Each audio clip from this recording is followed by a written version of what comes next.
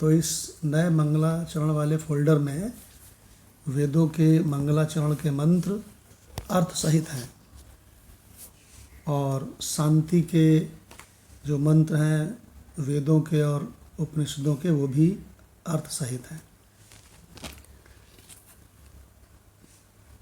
ओम। तो गुरु वंदना का मंत्र नंबर 6 लेते हैं। नया मंत्र है, नए वाले फोल्डर का मंत्र नंबर 6।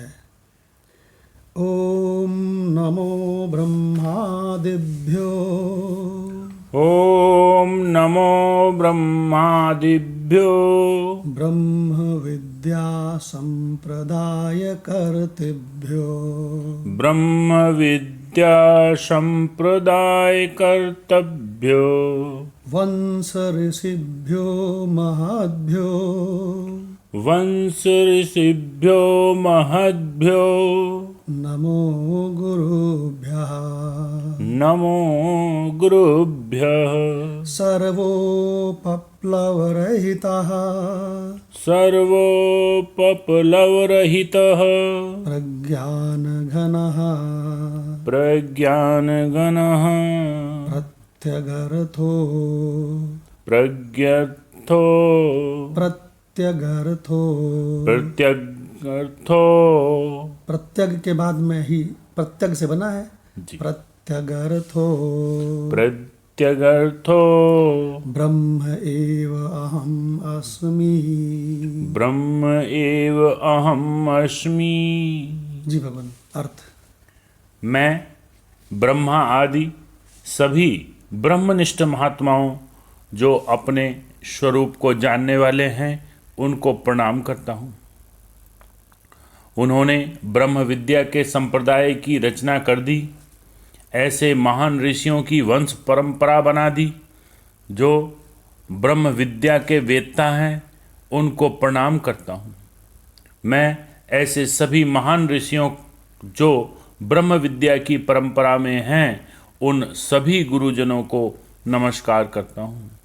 मैं सभी उपद्रवों से रहित परम तत्व है उस प्रज्ञान घन ईश्वर का घनी भाव जो कि अपना आपा ही है, मैं वही पर ब्रह्म हूँ ऐसा जिनसे जाना, मैं उन गुरु तत्व को प्रणाम करता हूँ। शांति मंत्र। शांति मंत्र का मंत्र नंबर 1 नए वाले फोल्डर से ले रहे हैं। तो नए वाले फोल्डर से देखिए, इसमें स्पष्ट बताया गया है, स्पष्ट है कि यह मंत्र कहाँ से लिया गया है। यह मंत्र तैत्तिरीय श्रुति में भी है, कठोपनिषद में भी है, मांडूक्य श्रुति में भी है, श्वेताश्वतर उपनिषद में है। ये यजुर्वेद का मंत्र है। शांति मंत्र लेते हैं। ओम सहनाववतु ओम सहनाववतु सहनौ भुनक्तु सहनौ भुनक्तु सह वीर्यं करवावहै सह वीर्यं करवावहै तेजस्विनावधीतमस्तु तेजस्विनावधीतमस्तु मा विद्विषावहै। मा विद्विषावहै। अर्थ, परमेश्वर हम शिष्य और आचार्य दोनों की साथ साथ रक्षा करें। अवतु माने क्या होता है? रक्षा करना, रक्षा करना। और नौ माने हम दोनों की। नौ माने हम दोनों। भुनक्तु माने भोग करें। अवधीतम माने अध्ययन। तो परमेश्वर हम शिष्य और आचार्य दोनों की साथ साथ रक्षा करें, हम दोनों को साथ साथ विद्या के फल का भोग कराएं, हम दोनों एक साथ मिलकर विद्या प्राप्ति का सामर्थ्य प्राप्त कर लें, हम दोनों का पढ़ा हुआ ज्ञान तेजस्वी हो, हम दोनों परस्पर द्वेष न करें।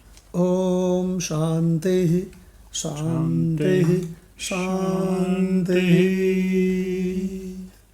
ओम। गीता तत्वालोक ग्रंथ हम लोगों का चल रहा है भगवान, जो कि श्रीमद् भगवद गीता में भगवान कृष्ण के द्वारा संपूर्ण रहस्यों को खोलकर जो बताया गया है उसका तात्विक दृष्टि से भाष्य है और उड़िया बाबा का भाष्य है। और हम लोगों का इसमें अध्याय नंबर 14 चल रहा है। और अध्याय 14 में कल एक बहुत विलक्षण मंत्र आया था, 14/21। 7 दूनी 14 अध्याय का नाम हो गया और 7 तियां 21 मंत्र का नाम हो गया। 14/21 मंत्र को भूलना नहीं, क्योंकि इसमें अर्जुन का प्रश्न है। अर्जुन कहता है कैह लिंगैः, लिंग माने बताया था पहचान। कैह लिंगैः, क्या पहचान है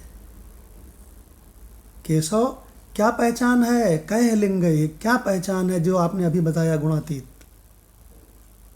तमोगुणी को तो हम पहचान लेते हैं, वो दारूबाज होता है, अफीमची होता है, आलसी होता है, कर्तव्यों को ठीक प्रकार से नहीं करता, प्रमादी होता है, तो हम पहचान लेते हैं ये तमोगुणी महाराज हैं, मिस्टर टी है, ये तमोगुणी हैं। और रजोगुणी को भी हम कैसे पहचान लेते हैं, वो भागता रहता है, भागता रहता है, भागता रहता है। बाहर तो भागता ही है, वो घर के भीतर भी भागता रहता है। हम ये ठीक कर दें, वो साफ कर दें, ये कर दें, और बिल्कुल भागता रहता है।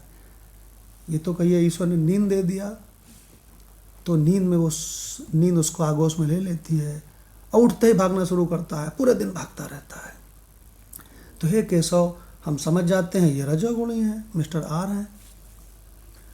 और सत्वगुणी को भी हम केशव समझ जाते हैं, वो धार्मिक अनुष्ठानों में लगा रहता है।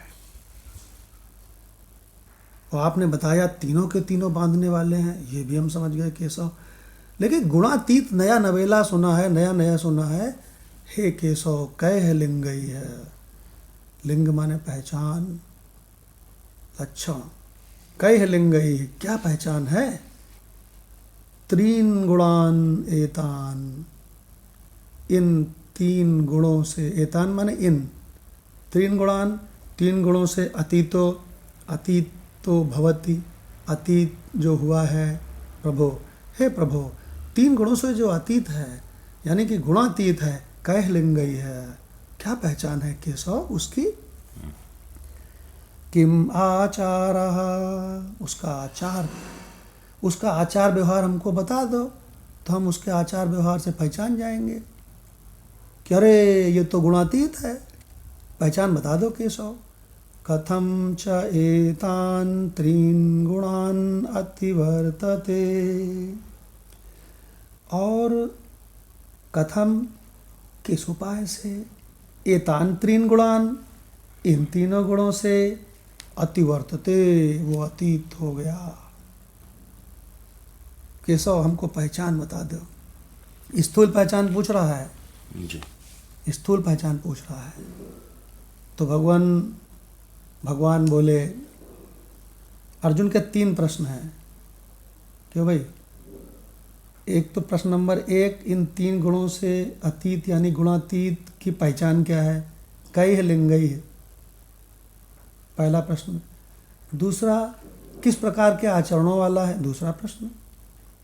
और तीसरा, किस उपाय से उसको हम, किस उपाय से वो 3 गुणों से अतीत होता है? 3 प्रश्न हैं जी।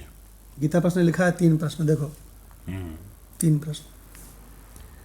तो भगवान प्रश्न नंबर 1, प्रश्न नंबर 2 और प्रश्न नंबर 3, तो भगवान उनके पहले और दूसरे प्रश्न का उत्तर बता रहे हैं। मंत्र नंबर 14/22, 21 खत्म हो गया था ना जी। प्रकाशम च प्रवृत्तिम च, प्रकाशं च प्रवृत्तिं च, मोहम एव च पांडव, मोहम् एव च पाण्डव, न द्वेष्टि संप्रवृत्ति प्रवृत्तानि न द्वेष्टि संप्रवृत्तानि न निवृत्तानि कांक्षति। न निर्वृत्तानि कांक्षति। मंत्र को ध्यान से देखें, भगवान कह रहे हैं सत्व गुण का कार्य प्रकाश है, प्रकाशम, ठीक है ना। पहला शब्द क्या है? प्रकाशम। तो भगवान कह रहे हैं ये सत्व गुण का कार्य है। च प्रवृत्तिम, और प्रवृत्ति किसका कार्य है? रजोगुण का। क्यों भाई? जी।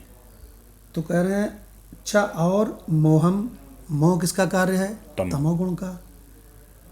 तो भगवान तीन शब्दों में तीनों गुणों का कवरेज भगवान कृष्ण ने किया। प्रकाशम सत्वगुण का कार्य, प्रवृत्तिम रजोगुण का कार्य, मोहम तमोगुण का कार्य। तो कहते हैं इन तीनों में प्रवृत्ति होए, दूसरी लाइन में क्या कहते हैं? संप्रवृत्तानि होए, इनमें इन तीनों गुणों की प्रवृत्ति होए तो उनसे द्वेष नहीं करता, और निवृत्ति होए तो उसकी आकांक्षा नहीं करता। न संप्रवृत्तानि और न निवृत्तानि, तीनों होए, आवे तो वाह वाह, तीनों जावे तो वाह वाह। देखो भगवान क्या गजब। और आपको बतावें, उड़िया बाबा का ये बहुत प्रिय मंत्र है, स्वामी अखंडानंद जी का बहुत प्रिय मंत्र है, गुरु भगवान का प्रिय मंत्र है, और तो और हमारे अनुभवानंद जी लाफिंग महात्मा, उनका भी ये बड़ा प्रिय मंत्र है, और मेरा भी बड़ा प्रिय मंत्र है। प्रकाशम च प्रवृत्तिम च, प्रकाशम च प्रवृत्तिम च, तो गुण बोल दिए। मोहम एव च पांडव, मोहम एव च पांडव, तीसरा भी बोल दिया, तमो भी। न द्वेष्टि संप्रवृत्तानि, न द्वेष्टि संप्रवृत्तानि, न निवृत्तानि कांक्षति। न निर्वृत्तानि कांक्षति। जी बाबा, अर्थ। पहले और दूसरे प्रश्न के उत्तर में गुणातीत पुरुष के लक्षणों का और आचरणों का वर्णन। पहला प्रश्न क्या पूछा था? गुणातीत पुरुष के लक्षण क्या है, पहचान क्या है? जी। और दूसरा प्रश्न क्या पूछा था? उसका आचरण क्या है, किम आचारः। आचार क्या है? तो पहले और दूसरे का उत्तर यहाँ भगवान दे रहे हैं। जी भगवान। श्री भगवान उवाच, इस प्रकार अर्जुन के पूछने पर श्री भगवान कृष्ण बोले, हे अर्जुन, जो पुरुष सत्वगुण के कार्य रूप प्रकाश को और रजोगुण के कार्य रूप प्रवृत्ति को तथा तमोगुण के कार्य रूप मोह को भी न तो प्रवृत्त होने पर उनसे द्वेष करता है और न निवृत्त होने पर उनकी आकांक्षा ही करता है। गजब भगवान, गजब।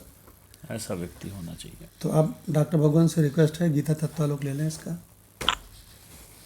जी भगवान प्रणाम। जी प्रणाम भगवान। श्री भगवान उवाच।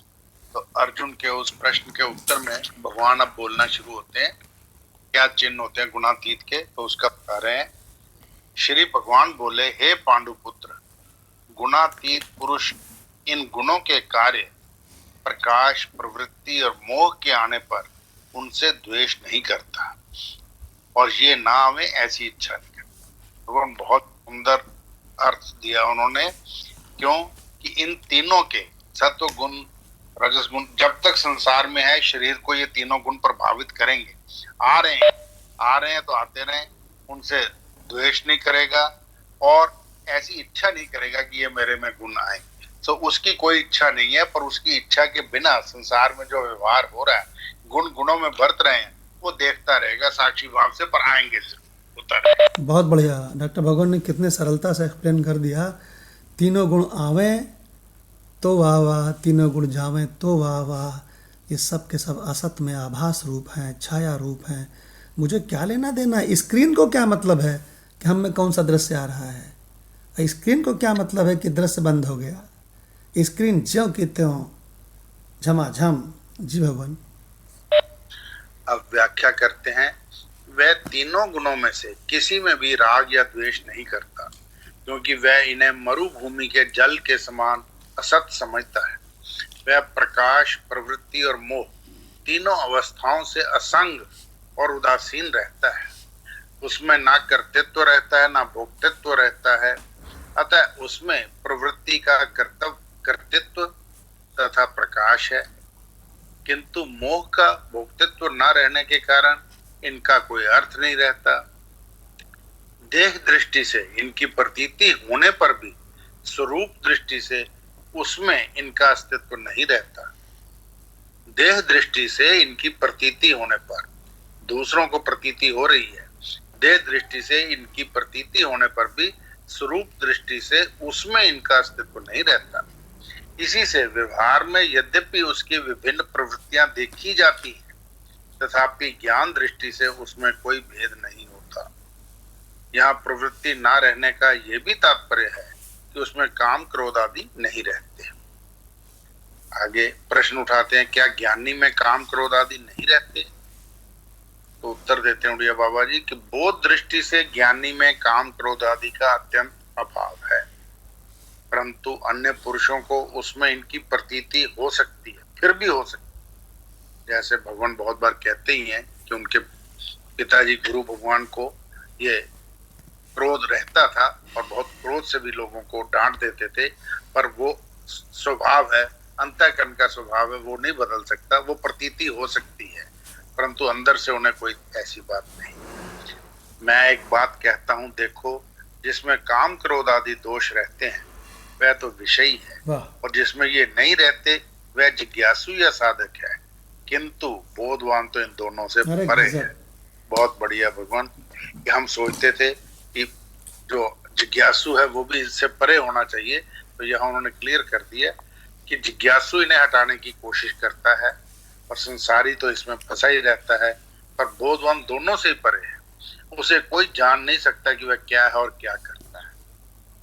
आगे प्रश्न उठाया, बोध प्रवृत्ति निष्ठ को भी हो जाता है या केवल निवृत्ति निष्ठ को ही होता है? तो उत्तर देते हैं, बोध तो जिज्ञासु को होता है। जिसे तीव्र जिज्ञासा हो, वह प्रवृत्ति वाला हो चाहे निवृत्ति वाला हो, उसे बोध हो सकता है। प्रवृत्ति निवृत्ति तो प्रारब्ध अधीन है, इनका बोध से कोई संबंध नहीं है। बोध होने पर निवृत्ति की प्रधानता रहती है या प्रवृत्ति की? तो श्री शंकराचार्य जी के मत अनुसार तो निवृत्ति की प्रधानता रहती है और लोकमान्य तिलक के अनुसार प्रवृत्ति की। परंतु मेरा विचार तो ऐसा है कि जिसका जैसा प्रारब्ध होता है उसी के अनुसार वह दोनों में से किसी मार्ग का भी अनुसरण करने लगता। जी बोल।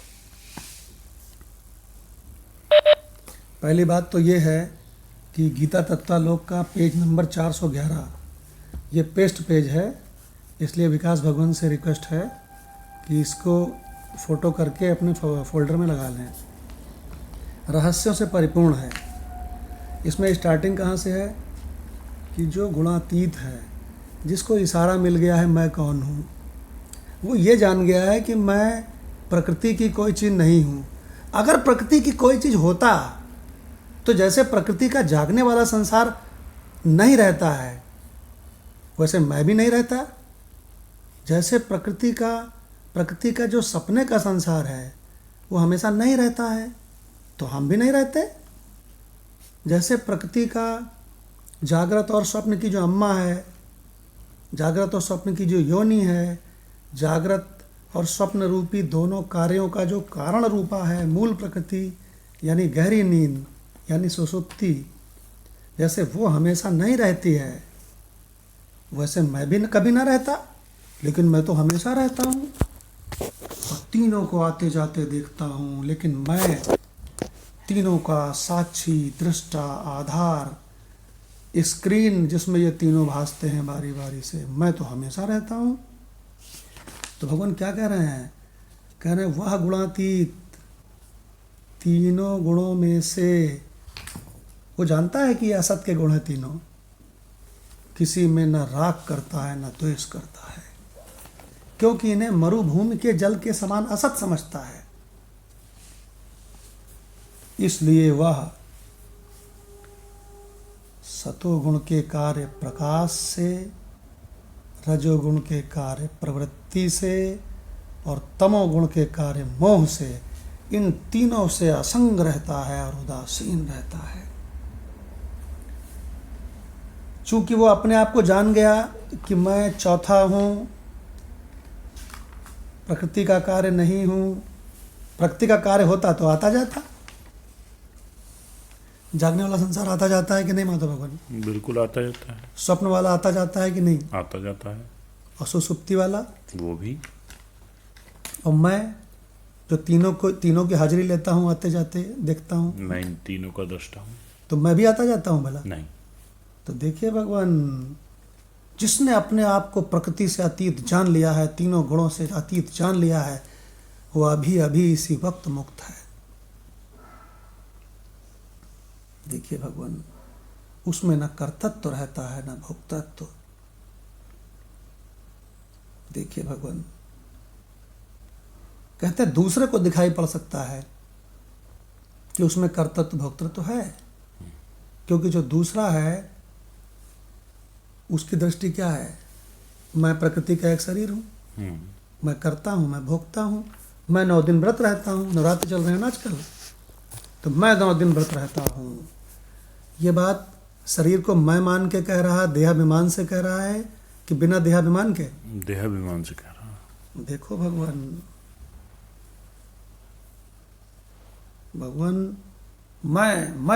मैं खाना नहीं बनाऊंगी, घर को मेंटेन नहीं करूंगी तो घर खत्म हो जाएगा। ये देहाभिमान से कहती है स्त्री कि बिना देहाभिमान के कहती है? देहाभिमान से। देखो भगवान, उसमें कर्तृत्व भोक्तृत्व नहीं रहता है, लेकिन अज्ञानी को चूंकि उसके अंदर कर्तृत्व भोक्तृत्व और अज्ञान है, इसलिए उसको मालूम पड़ सकता है। हाँ देखो, जैसे हम वैसे ये देहाभिमानी कहता है जैसे मैं देह हूँ, ऐसे ये ज्ञानी जी भी देह हैं। और ज्ञानी कहता है जैसे मैं परमात्मा स्वरूप हूँ, तुरीय हूँ, ऐसे ये भी परमात्मा स्वरूप है। लो, अज्ञानी अपने को भी देह मान रहा है और ज्ञानी को भी देह मानता है, और तत्वज्ञ अपने को भी स्वरूप मानता है, उसको भी स्वरूप मानता है। राणा भगवान, किससे ज्ञान लेना चाहिए? भगवान कृष्ण ने क्या कहा है? तत्वदर्शी से कि देहदर्शी से? तत्वदर्शी से भगवान ज्ञान मिलेगा, और कहाँ से मिल पाएगा? एक तत्वदर्शी ही है, ज्ञानी ना तत्वदर्शी। हाँ, क्योंकि देहदर्शी से, देहाभिमानी से ज्ञान लेोगे ना, तो अपने जैसा देहाभिमानी तुमको भी बना देगा, अल्पविद बना देगा। अल्पविद बना देगा। वाह, राणा भगवान ने कहा अल्पविद बना देगा। इसलिए भगवान ने कहा है तद्विद्धि, उसे जानो। बोले किसे? तो बोले तत्वदर्शी का पता लगाओ। तद्विद्धि, विद्धि माने जानो।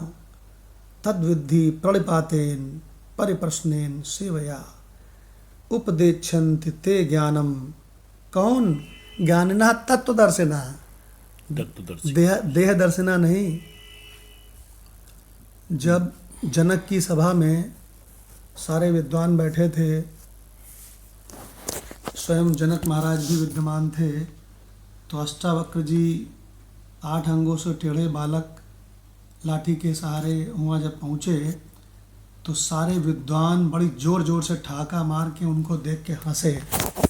तो वो देह को देख के हंसे कि आत्मा को देख के हंसे? बताओ। देह को देख के हंसे। देह को देख के हंसे ना, तो इसका मतलब वहाँ जितने बैठे थे वो देहदर्शी थे कि तत्वदर्शी? वो देहदर्शी थे, चर्मदृष्टि थी उनकी। तो अगर अष्टावक्र जी बहुत जोर से ठहाका मार के हंसे तो गलत हंसे कि सही हंसे? सही हंसे।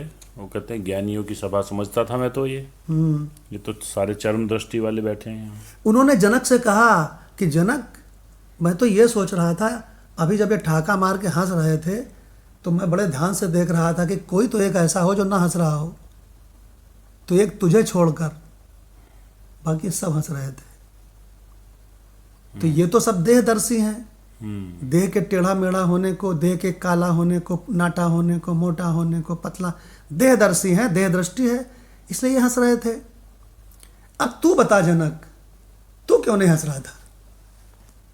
Why you are not laughing? तू क्यों नहीं हंस रहा था? बता। तो जनक ने कहा प्रभु मैं बड़े आश्चर्य में था, मैं कुछ समझ नहीं पा रहा हूँ, मुझको पता नहीं है, मैं तो जिज्ञासावश नहीं हंस रहा था। तो उन्होंने कहा नहीं नहीं, तू बता, क्या तू देहदर्शी नहीं है?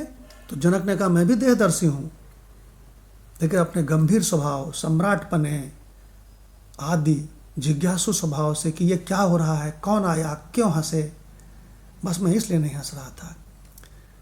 तो अष्टावक्र जी ने कहा अच्छा अच्छा, इसका मतलब तू भी ज्ञानदर्शी नहीं है, तत्व दृष्टि तेरी भी नहीं है।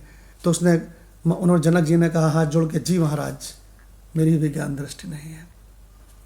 तो उस सम्राट जनक ने उस टेढ़े मेढ़े शरीर वाले बालक को क्या बोलते ये कह के निकलवा दिया, क्या कि निकालो इसको, ये कहाँ से घुसाया है या पाहिज, या उनकी बातों को सुन करके वो उनको सम्मान दे के दंग रह गए। क्यों भगवान?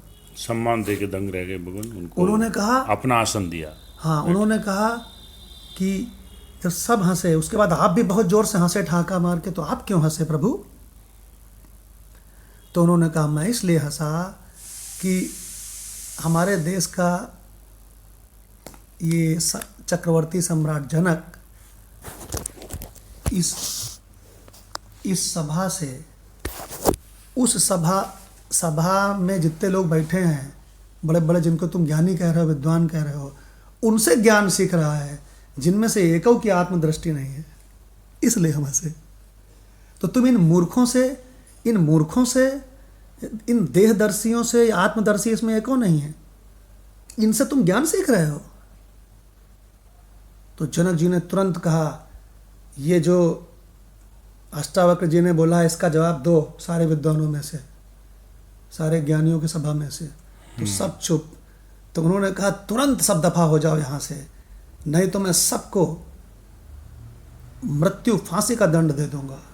भगवान सब भागे अज्ञानी वहां से किलबिला के, जैसे पेड़ में कौआ बैठे हो और किसी ने गोली दाग दिया हो, सब भागे, अरे कहीं भागो ये हमका फांसी दे दे। फिर जनक जी ने कहा अष्टावक्र जी से, हे प्रभु अब आप मुझे वो ज्ञान दीजिए। तो अष्टावक्र जी ने कहा बिल्कुल तुमको वो ज्ञान मैं दूंगा, तुम ही इस लायक हो इस पूरे सभा में। देखो भगवान, तो भगवान क्या दृष्टि है। अष्टावक्र जी गुणातीत थे, जो यहां प्रसंग चल रहा है। देखो भगवान अभी डॉक्टर भगवान ने क्या पढ़ा गीता तत्वालोक में, पेज नंबर 411। प्रश्न ये है कि क्या ज्ञानी में काम क्रोध आदि नहीं रहते हैं? तो उड़िया बाबा ने उत्तर दिया, जिसमें काम क्रोध आदि दोष रहते हैं वह तो विषयी है, जिसमें ये नहीं रहते हैं उसको काम क्रोध आदि के चक्कर में कहाँ पड़ता है, वो तो ज्ञान सीखना चाहता है। जिसमें ये नहीं रहते हैं वो काम क्रोध आदि में समय बर्बाद न करके ज्ञान को पाने के लिए समय लगाता है। ऑफिस का काम, घर का काम करने के बाद 1 मिनट भी बचता है, 1 सेकंड भी बचता है तो ज्ञान में लगाता है। कल मदन लाल भगवान मेरे घर आए थे, तो मंगलाचरण के नए फोल्डर ले गए थे, तो उनके साथ साथ मैं चलता चला गया। उन्होंने कहा नहीं भगवान, पहले हम लोग अरण पार्क में गए, फिर वहाँ से दूसरे गेट से निकल के साईं मंदिर से होते हुए तो हम अवंतिका की ओर चले। तो उन्होंने कहा नहीं भगवान बस आप अब जाइए, अब आप हमें कहाँ तक छोड़ने आएंगे। तो हमने कहा भगवान इस शरीर को टहलना ही है, तो इधर ना सही इधर सही, आज अवंतिका की तरफ चल रहा है। तो हम लोगों ने रास्ते में ज्ञान की बातें करी। क्यों? संसार की बातें ना हमें अच्छी लगती हैं ना मदन लाल जी को अच्छी लगती हैं। देखो भगवान, तो भगवान जिनमें काम क्रोध आदि नहीं रहते हैं वो जिज्ञासु या साधक होता है। 3 परिभाषाएं आ गई हैं भगवान। नंबर 1 विषय की, जिसमें काम क्रोध आदि रहते हैं। माता भगवान विषय को हाईलाइट कर लो। विषय, ये देखो 1 मिनट मैं करता हूँ, 1 मिनट। ये विषय है और ये है जिज्ञासु या साधक, और ये है बोधवान। तो उन्होंने कहा बोधवान कौन है? कहने लगे जो इन दोनों से परे है। वो बोधवान है। फिर डॉक्टर भगवान ने एक बहुत बढ़िया प्रश्न पढ़ा कि बोध प्रवृत्ति वाले को भी हो जाता है कि केवल निवृत्ति वाले को ही होता है। भगवान मार्वलस प्रश्न। अरे भाई, हम लोग नौकरी करते हैं कि नहीं, घर में लगे रहते हैं कि नहीं, हम लोग गृहस्थ हैं जी। तो प्रश्न ये है कि प्रवृत्ति वाले को भी बोध हो जाता है प्रभु कि केवल निवृत्ति वाले को ही होता है? तो उड़िया बाबा ने क्या उत्तर दिया जो डॉक्टर भगवान ने पढ़ा? बोध तो जिज्ञासु को होता है, चाहे वो प्रवृत्ति वाला हो चाहे निवृत्ति वाला हो। माता भगवान क्या लाइन पढ़ी उन्होंने उत्तर में पढ़ना? बोध तो जिज्ञासु को होता है, जैसे जिसे तीव्र जिज्ञासा हो, वह प्रवृत्ति वाला हो या निवृत्ति वाला, देखो क्या बढ़िया, उसे बोध हो जाता है। क्या बढ़िया स्लाइड बनाने लगा। गृहस्थ हो या फिर कोई या सन्यासी हो, इसका कोई पैरामीटर नहीं है। अगर वो सन्यासी है, जंगल में रहता है, लेकिन तीव्र जिज्ञासु नहीं है तो नहीं होगा। और अगर वो गृहस्थ है और तीव्र जिज्ञासु है तो हो जाएगा। तो भैया वो सुबह अपना 5 बजे उठ के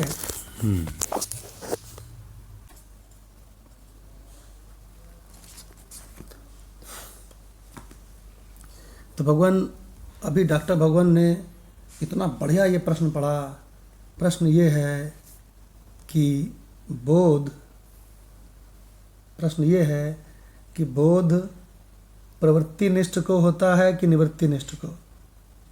संसार में सब लोगों में लड़ाई चलती है ना, किसको होगा? उड़िया बाबा ने कहा चाहे प्रवृत्ति वाला होए चाहे निवृत्ति वाला होए, बोध जिज्ञासु को होता है।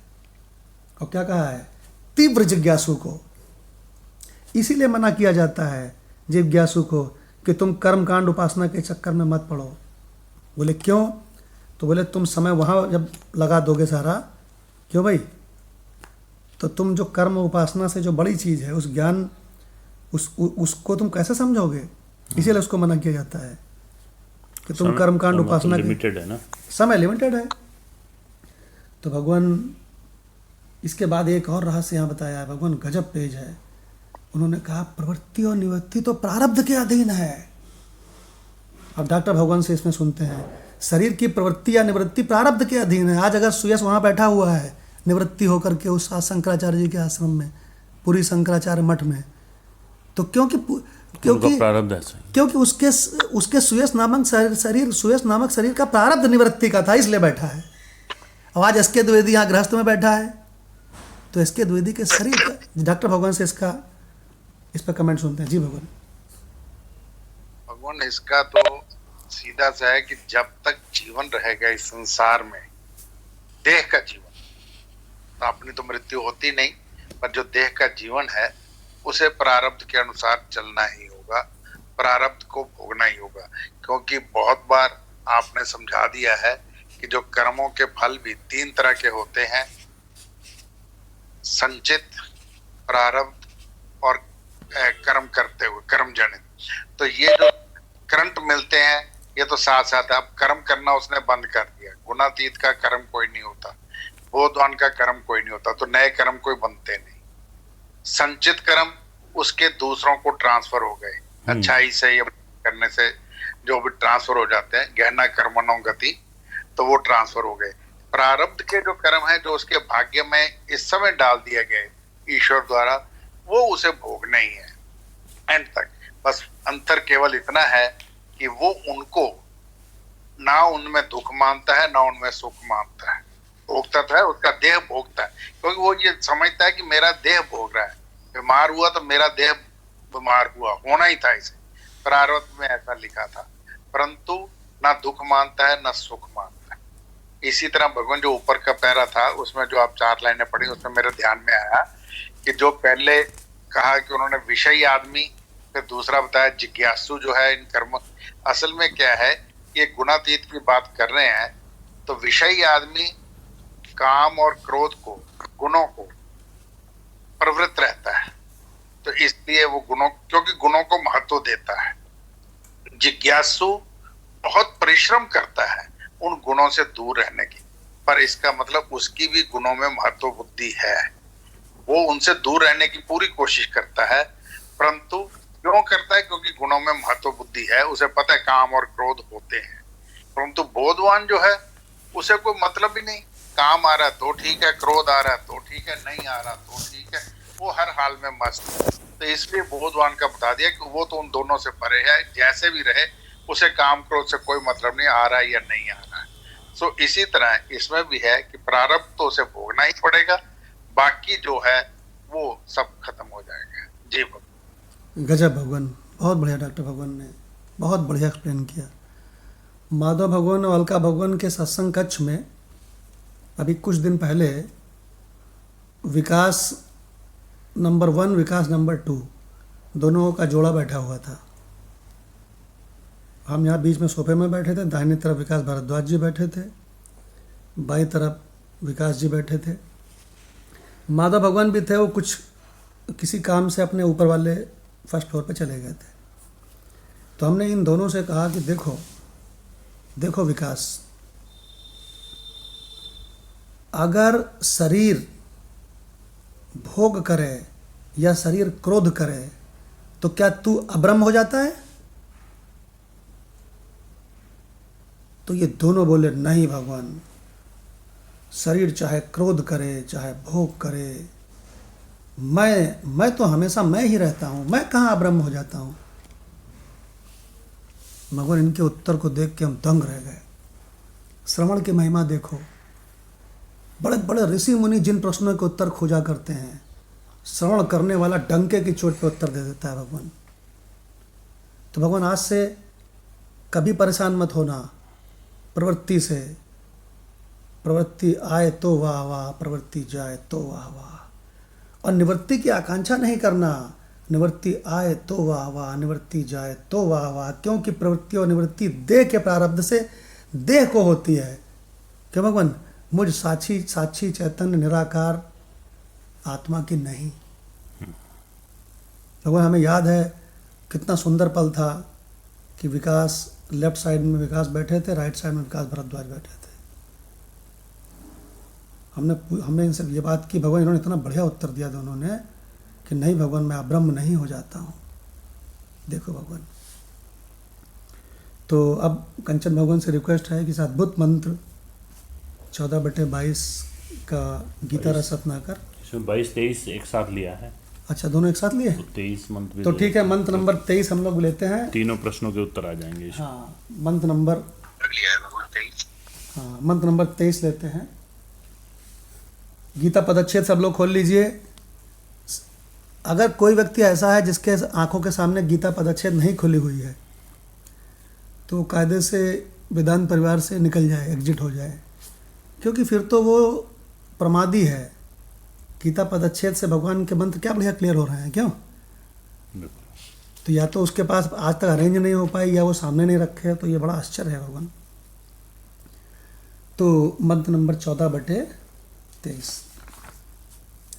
उदासीनवत आसीनः, उदासीनवत आसीन। कैसा आसीना? उदासीन। उदासीन के समान स्थित, साक्षी के समान स्थित। क्या बढ़िया भगवान, क्या भगवान के मुंह से निकल रहा है। वो कैसा बंदा है गुणातीत? तो कहते हैं उदासीतवत आसीना, बैठा है अपने सिंहासन पर, सामने नर्तकी नृत्य कर रही है तो उसे देखता है, सामने विद्वान शास्त्रार्थ कर रहे हैं तो उसे देखता है। उसे दोनों उसके लिए दृश्य हैं। बिल्कुल। उदासीनवत आसीनः, उदासीनवत आसीना।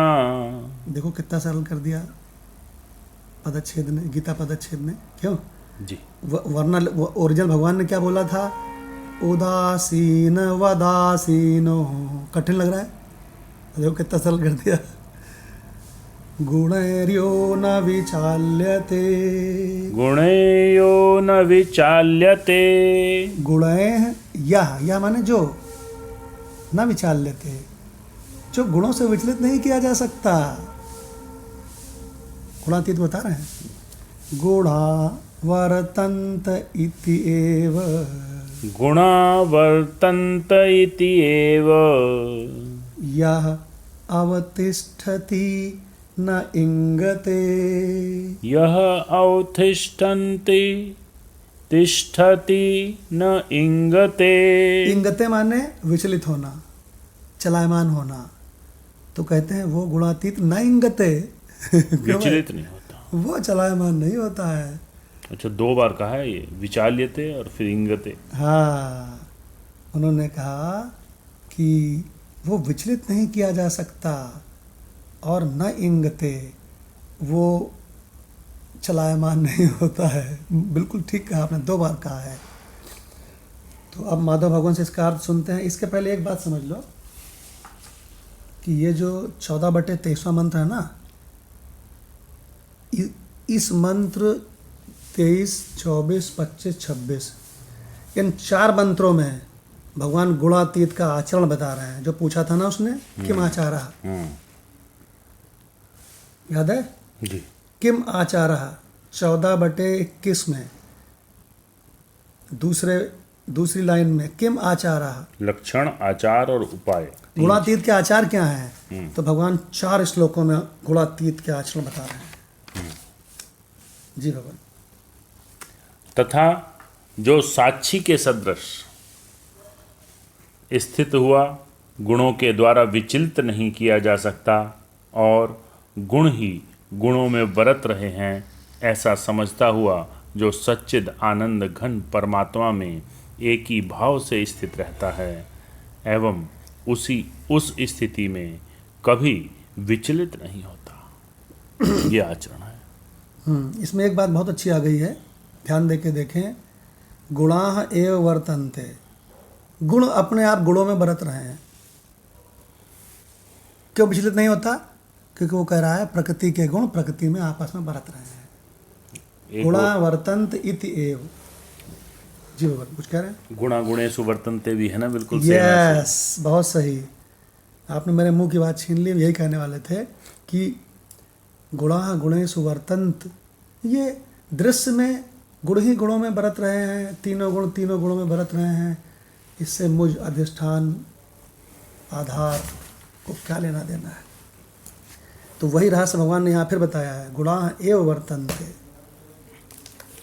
देखो भगवान, तो अब डॉक्टर भगवान से रिक्वेस्ट है कि गीता तत्वालोक ले लें 14/23। जी भगवान। तो इसमें संगति दी है। अब 4 श्लोकों में गुणातीत के आचरण बतलाते हैं।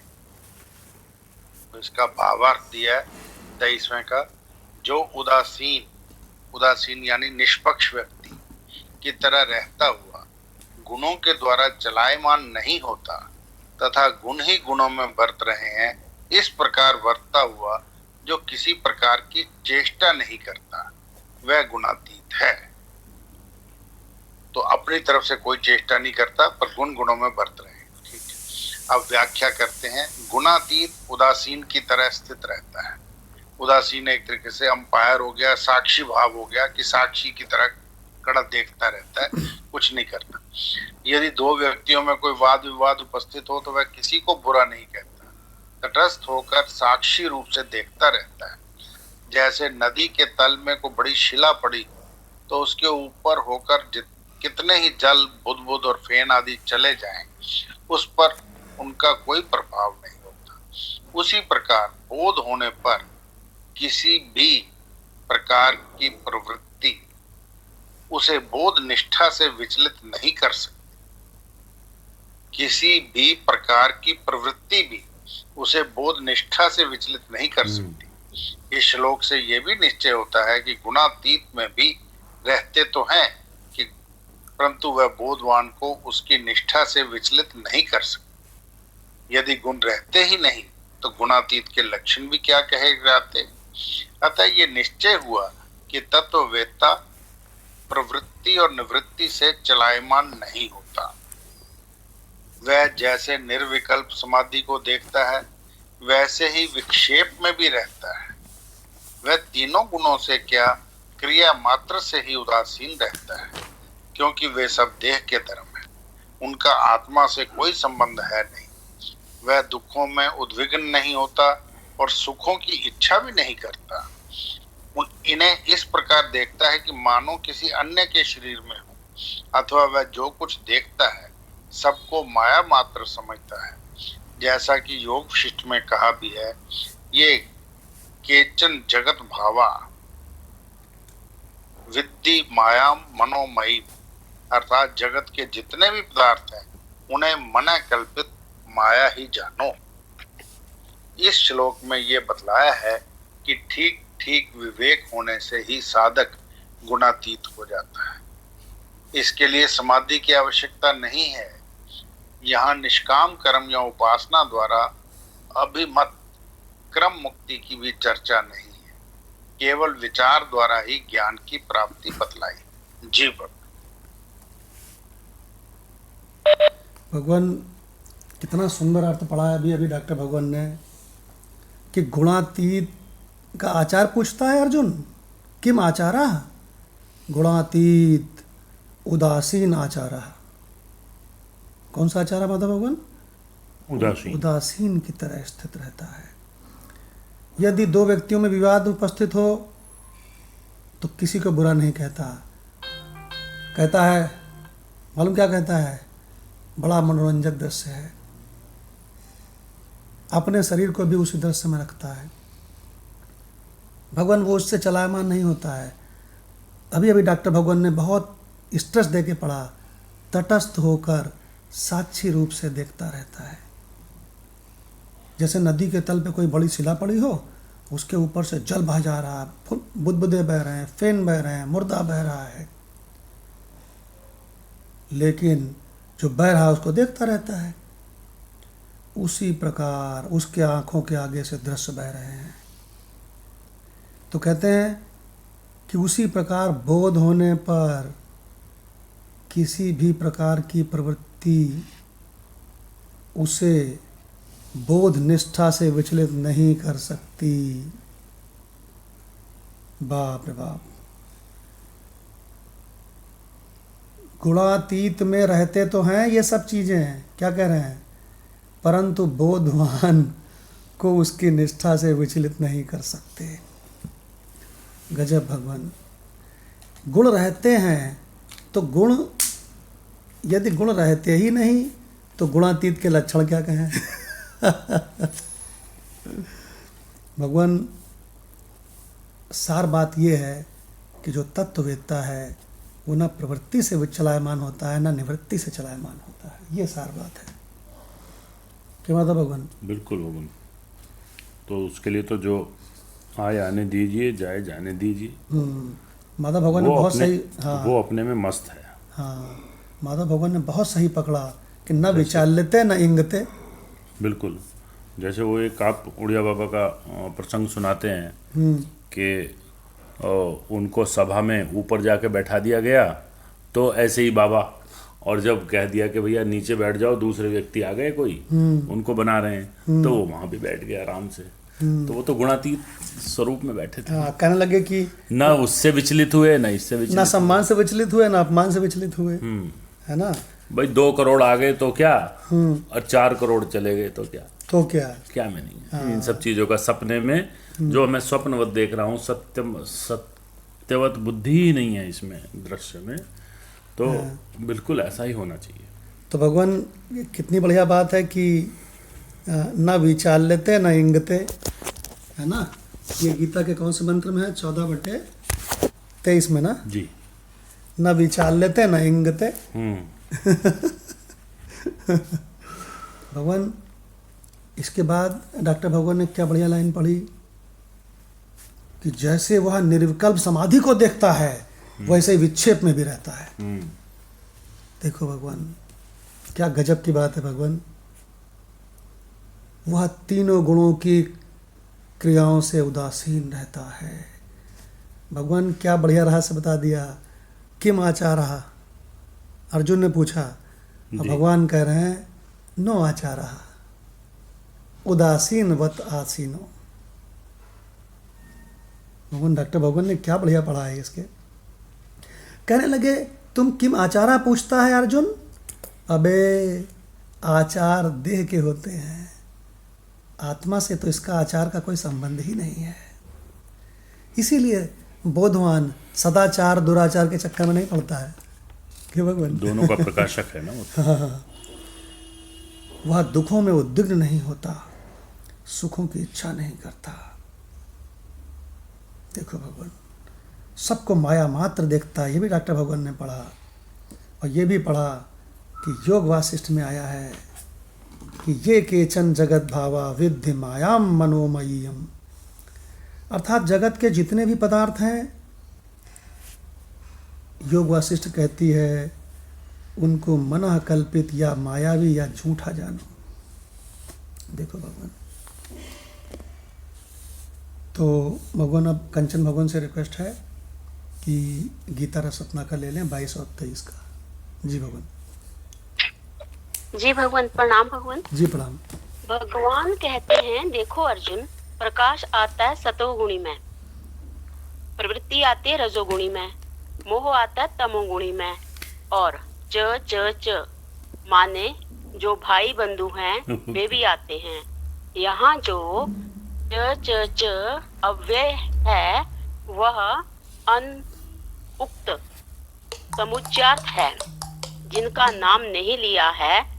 जैसे प्रकाशम च, प्रकाश के साथ सुख भी आता है, प्रवृत्तिम च, प्रवृत्ति के साथ और भी उसके लघु बगु आ जाते हैं।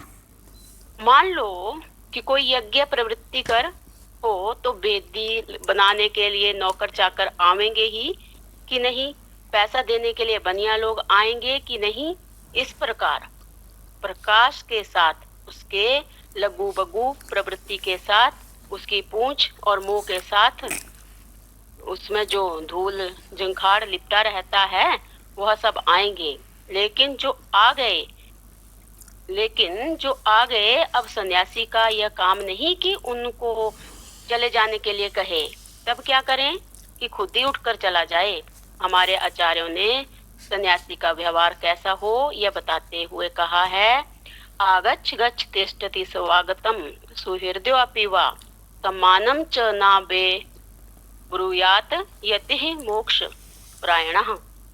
कोई आवे तो आइए कहने की जरूरत नहीं है, जाए तो जाइए कहने की जरूरत नहीं है, और यह भी कहने की जरूरत नहीं है कि कुछ दिन ठहरिए, हमारे आश्रम को सनाथ कीजिए। आप सरीखा राजा, आप सरीखा सेठ हमारे आश्रम में रहेगा तो इसकी शोभा बढ़ जाएगी। तो भगवान कहते हैं कि अर्जुन, ना द्वेष्टि प्रवृत्तानि, अपने हृदय में द्वेष आधान मत करो, जो है उसको रहने दो। ना निवृत्तानि कांक्षति, जो चला गया उसको लौटाओ मत, और जो आ रहा है उससे द्वेष मत करो। तो आगे भगवान 23वां मंत्र है, उदासीन की तरह बैठे रहो। मध्यस्थ और उदासीन में फर्क होता है। दो आदमी आपस में झगड़ा कर रहे हों और जो बीच में पढ़कर पंचायत करके फैसला करा दे, झगड़ा मिटा दे, उसका नाम मध्यस्थ होता है। लेकिन लड़ते हैं तो लड़ने दो, अपने को क्या देना है, यह उदासीन का लक्षण है। असल में पंचायत करने के लिए सब जगह चौधरीपना दिखाना बहुत दुख देता है। कहीं पति पत्नी में झगड़ा हो रहा हो, भाई भाई लड़ रहे हों, और वहां आप बिना बुलाए पंचायत करने चले जाएं तो पति पत्नी एक हो जाएंगे, भाई भाई एक हो जाएंगे और बोलेंगे कि देखो यह बिचौलिया हम लोगों में फूट डालने के लिए आ गया था। इस तरह तुम बदनाम होकर लौटोगे। इसलिए सब जगह चौधरीपना नहीं करना चाहिए, उदासीन की तरह बैठे रहना चाहिए। और गुण यो ना विचाल्यते, कभी कभी कोई गुण जोर मारे तो उससे विचलित नहीं होना चाहिए। गुणा वर्तन इत्येव, देखो पहले कहा था कि गुणा गुणेषु वर्तन्ते इति मत्वा न संजते, अर्थात इंद्रियां विषयों में बरतती हैं।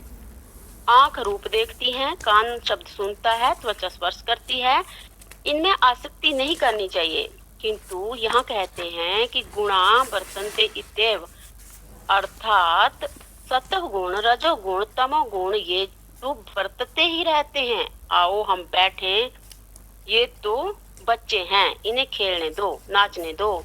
यो अवितिष्ठति न इंगते। आओ इस प्रसंग पर फिर विचार करें। भक्तों की दृष्टि में भगवान सर्वदा सगुण हैं और स्वदृष्टि में भगवान सर्वदा निर्गुण हैं। यदि भगवान अपने को गुणी मानेंगे तो गुणातीत भान हो जाने से गुणी का भेद ही उनके सिर पर बैठ जाएगा। इसलिए भगवान स्वदृष्टि से कभी सगुण नहीं होते हैं और भक्त की दृष्टि से कभी निर्गुण नहीं हो सकते, नहीं तो भजनीयता ही नहीं रहेगी। यह भेद हमेशा से चल रहा है। अतः जो लोग भक्त की दृष्टि से भगवान को देखते हैं वे सगुण ही देखते हैं और अपने को निर्गुण देखते हैं कि हमारे अंदर तो कोई गुण नहीं है, किंतु भक्त निर्गुण होते हैं और भगवान सगुण होते हैं, और भक्त सगुण होते हैं तो भगवान निर्गुण हो जाते हैं। इन दोनों के बीच में लड़ी को जोड़ने वाला गुणातीत है। भगवान की दृष्टि से सृष्टि को देखो तो आप गुणातीत हैं। उनकी नजर से नजर मिला दो, पूर्णता में गुण नाम की कोई वस्तु ही नहीं है, क्योंकि गुण तो गुणी भाव को साथ लेकर रहता है। जब गुणातीत की बात चली तब भगवान ने कहा कि देखो, संसार के गुणों से तो उतना कुछ संबंध नहीं है। असल में संसर्गाध्यास होता ही नहीं। कभी किसी दूसरे को गुणी देखते हैं तो उससे ईर्ष्या भी होने लगती है कि ये गुणी क्यों है, और किसी को गुण रहित देखते हैं तो उससे घृणा भी होने लगती है। इसलिए असली काम तो हमको हमारे जीवन में जो गुण आते हैं उन्हीं से पढ़ना है। जो साधक होते हैं वे रोने लगते हैं कि हाय हाय, हमको निद्रा क्यों नहीं आ गई, आलस आ गया, प्रमाद आ गया। वह कभी रोता है कि आज तो बड़ा विक्षेप हो गया, और कभी रोने लगता है कि कल मुझको जैसा आनंद आया था और प्रसन्नता हुई थी, आज वह कहाँ चली गई, हाय हाय, कल जैसी स्थिति नहीं है। कभी वह यह भी सोचता है कि हम शांत रहते हैं, हमको समाधि लगती है और हमारे बराबर दूसरा और कौन है। यहाँ भगवान गुणातीत की जो पहचान बताते हैं उस पर ध्यान दो। वे कहते हैं कि उदासीनवत, हम जैसे दूसरों के साथ उदासीनता का बर्ताव करते हैं, वैसे ही हमें अपने कहे जाने वाले देह, इंद्रिय, अंतःकरण के साथ भी उदासीनवत आचरण करना चाहिए। कभी नींद आ गई, सो गए। कभी मन में आया कि 4 मील चलकर आवे तो चल आए।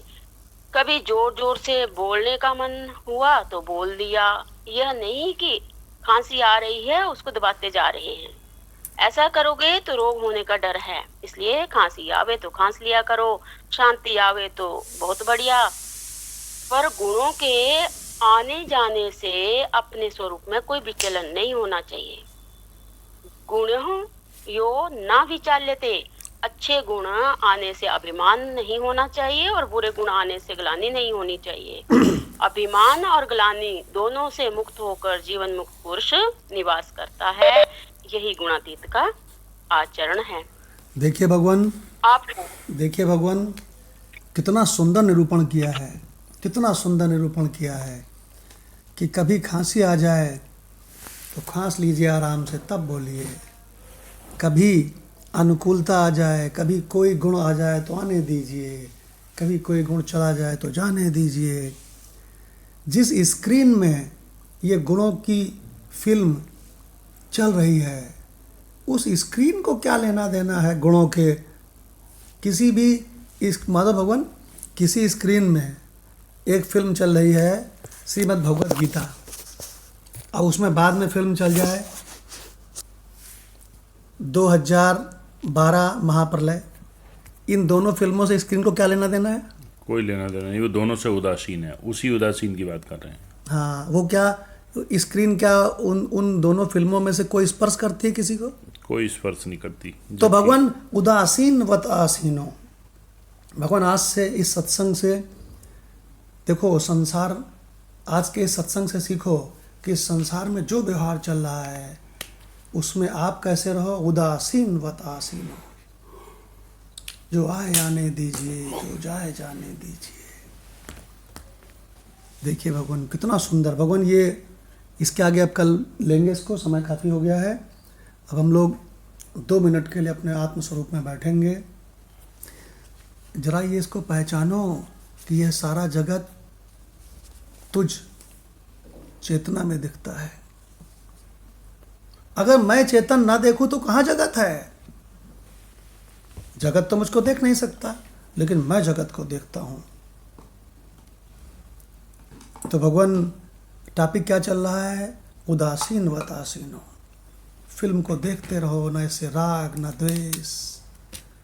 तो भगवान अपने अखंड चैतन्य आत्मा में बैठो, इदम को छोड़ दो थोड़ी देर के लिए, थोड़ी देर के लिए जरा सर्वव्यापी आत्म स्क्रीन को देखो। जी भगवान।